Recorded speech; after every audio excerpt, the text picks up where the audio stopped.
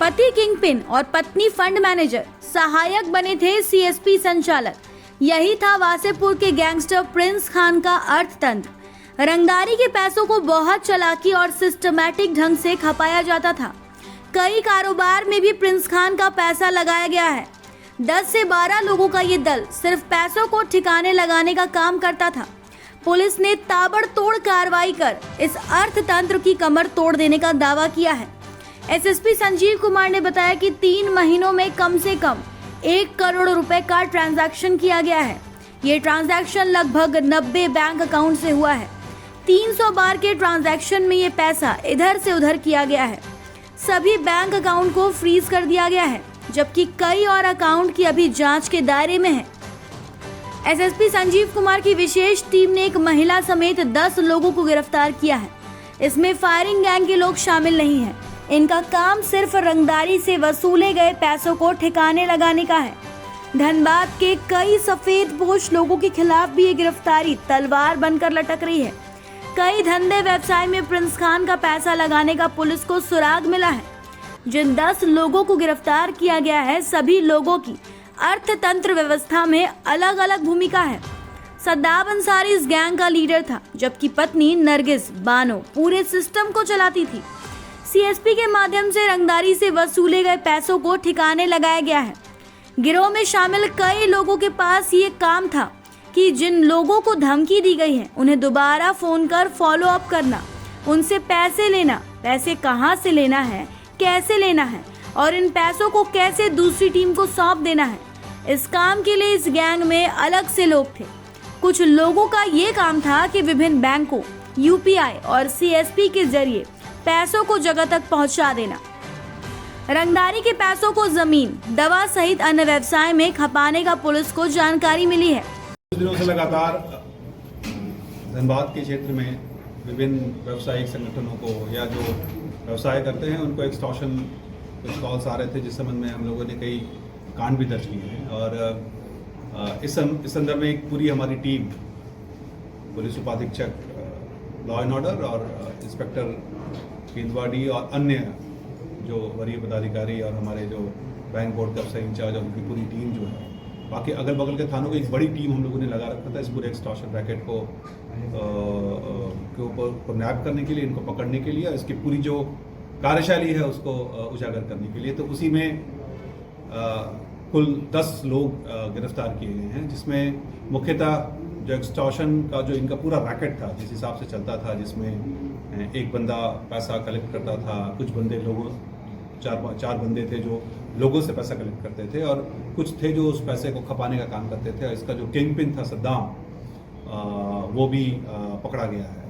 तो ये पूरा एक्सटॉर्शन रैकेट पकड़ा गया है, जिसमें कुल 10 लोग गिरफ्तार हुए हैं और इनके साथ एक हथियार, एक कट्टा, कुछ 1 लाख एक्सटॉर्शन का पैसा जो इनके पास उस वक्त था वो पकड़ा गया है। ये बहुत ही इन्होंने बड़ा ही मेटिकुलसली इसको प्लान किया हुआ था, जिसमें करीब 300 ट्रांजैक्शंस हम लोगों को पता चला है। जो पिछले 6 महीने में इन्होंने 300 ट्रांजैक्शंस किया है, अलग अलग सीएसपी के थ्रू और बैंकों के थ्रू भी, और करीब 85 के आसपास जो इनका अकाउंट्स, डिफरेंट अकाउंट्स जो अलग अलग जगह इन लोगों ने खोल रखे थे जिसमें पैसे जमा किए गए हैं, वो सभी पता चला है। तो पूरा एक हेवी ब्लो है इनके एक्सटॉर्शन रैकेट पे और हमको लगता है कि हम लोग अगर इसको, जो हमारी टीम ऑलरेडी अनुसंधान कर रही है और हम लोग इसका पूर्ण तरह से सफाया करने में सफल होंगे, और जो लोग भी इसमें शामिल हैं, चाहे वो इनके जो अकाउंट्स है, जो पैसे है, पैसे का हेर फेर करने में, पहुंचाने में, पैसा लाने में जितने लोग भी शामिल हैं, वो सभी उसमें से 10 लोग अभी हमारे गिरफ्त में आए हैं और जो बचे हुए हैं वो सभी को हम लोगों ने चिन्हित भी कर लिया है, जिनके अकाउंट्स को ये लोग यूज़ कर रहे हैं, जिस अकाउंट से वो लोग पैसा फर्दर भेज रहे हैं, क्योंकि ये पूरा नेटवर्क है। उस नेटवर्क को हम लोग में जो कुछ बचे हुए हैं वो भी जल्दी गिरफ्तार होंगे और इनकी जो पूरी पैसा एक्सटॉर्शन मनी का जो इनका रैकेट था उसको हम ध्वस्त करने में कामयाब हो। सर, ये पैसा कहाँ जाता था सर? ये पैसा का है ना, पैसा करीब 90 अकाउंट ऐसे हैं जो ये लोग पैसा फाइनली उस अकाउंट में भेज देते थे। उस अकाउंट से फिर ये पैसा जो है फर्दर आगे जाता था। तो जो इनिशियल जितने भी अकाउंट्स थे जहाँ ये पैसा जाता था, वो हम लोगों ने उसको चिन्हित कर लिया है और उसके ऊपर बैंकों के थ्रू भी उनके ऊपर कार्रवाई की है। कुछ बचे हुए हैं वो भी जल्दी गिरफ्तार होंगे और इनकी जो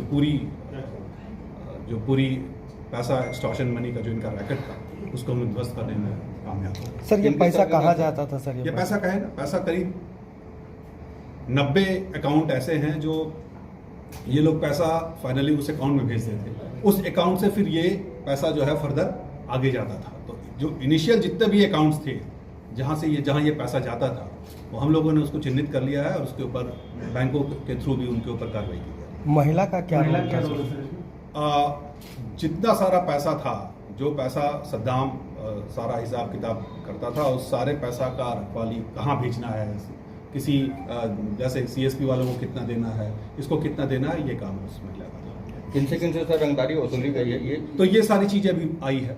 कई लोग को डरा के धमका के भी लिया गया है। तो हम लोग अभी उस पर ज़्यादा एम्फेसिस नहीं कर रहे हैं कि किनसे रंगदारी वसूली गई है, क्योंकि कई लोग डर के भी पैसा उसमें हो सकता दिए होंगे, लेकिन कुछ लोग इनके बिजनेस पार्टनर्स हैं, वो लोग भी इसमें चिन्हित हुए हैं। और जो इनका पूरा रूट था पैसे का, जो पूरा ट्रांजैक्शनल रूट था, उसको हम लोगों ने उजागर किया है। उसमें जितने लोग भी शामिल होंगे जो इनके पैसे को वहाँ तक पहुँचाने में जो मदद कर रहे हैं, उन सबके ऊपर कड़ी कार्रवाई। प्रिंस से जुड़ा हुआ है क्या सर? हाँ, ये प्रिंस खान, ये जो टोटल एक्सटॉर्शन मनी का जो टोटल रैकेट था, ये उसी के नाम पे वो पहले क्या करता था कि पहले इस तरह का हवा बनाता है, कुछ एक दो जगह मैसेज कर दिया, और क्योंकि मीडिया में उसके कुछ फ्रेंड्स भी हैं या कुछ इस तरह से, क्योंकि उसको इतना ज़्यादा हवा मिल जाता था कि उसको पैसे मिलने शुरू हो जाते, लोगों में डर का भावना पैदा हो गया। 2 आदमी को एक्सटॉर्शन कॉल गया या एक्सटॉर्शन मैसेज गया, उसको लेकर के उसका इतना हवा बनता है कि लोगों में जो डरने वाले भी नहीं है वो उनके बारे में जान जाते हैं, लोगों में डर की भावना एक फैल जाती है। उस डर का फायदा उठा करके लोग इसको पैसा देना शुरू कर, अरे वो तो उसको भी बोला है तो हमको भी बोल सकता है।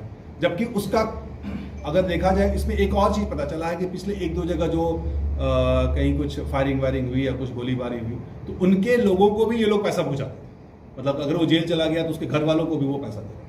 तो ऐसा कुछ 2-4 ऐसा भी इंस्टेंसेस सामने आया है। तो सारा जो इसमें जो लोग भी इसमें इन्वॉल्व थे वो लोग चिन्हित कर लिए गए हैं, और अभी हम लोग 10 गिरफ्तार किए हैं, बाकी अन्य सभी भी। डायरेक्ट उसका अकाउंट का कुछ पता चला है क्या प्रिंस का? अभी हम बताए ना कि अभी हम लोग इनिशियल जितना पैसा जाता था वो सब हम लोग उसको फर्दर इन्वेस्टिगेट कर रहे हैं।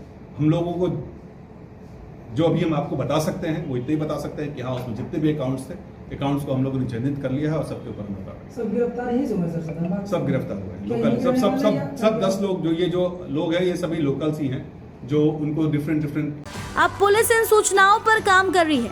प्रिंस खान का ये अर्थतंत्र कई क्षेत्रों में फैला हुआ था। विभिन्न जगहों से 10 लोगों की गिरफ्तारी की गई है। वासेपुर के गैंगस्टर के अर्थतंत्र पर पहली बार धनबाद पुलिस ने प्रहार किया है। पुलिस का दावा है प्रिंस खान के समूचे अर्थतंत्र को तहस नहस कर दिया गया है। इस गैंग में सबका कमीशन तथा फायरिंग करने वालों को कितना देना है, धमकी देने वालों से पैसा वसूल करने वालों को कितना देना है, CSP में ट्रांजैक्शन पर कितना कमीशन देना है, ये सब बिल्कुल ईमानदारी पूर्वक किया जा रहा था। परिणाम ये हो रहा था कि बात लीक नहीं हो रही थी। प्रिंस खान के अर्थतंत्र में शामिल लोगों की गिरफ्तारी की गई है। उसमें केंदुआ से लेकर वासेपुर, भूली के लोग शामिल हैं। अब देखना है कि आर्थिक तंत्र को तोड़ने के बाद पुलिस आगे प्रिंस खान के गैंग और उसके शागिर्द बने सफेद पोश पर किस तरह शिकंजा कसती है। प्रिंस खान तो फिलहाल देश से बाहर बैठा हुआ है, उसका पासपोर्ट रद्द कर दिया गया है, इंटरपोल की मदद ली जा रही है। बहरहाल अर्थतंत्र को तोड़ने के इस दावे के बाद धनबाद के लोग जरूर थोड़ा सुकून महसूस कर रहे होंगे। प्रिंस खान ने धनबाद पुलिस, झारखंड ATS और झारखंड पुलिस की नाक में दम कर रखा है। धनबाद के कारोबारी तो अपने प्रतिष्ठान जाना तक छोड़ दिए हैं। कर्मचारियों के भरोसे धंधा व्यवसाय चल रहा है। ऐसा कायम हो गया है धनबाद में प्रिंस खान का आतंक। धनबाद से ब्यूरो रिपोर्ट।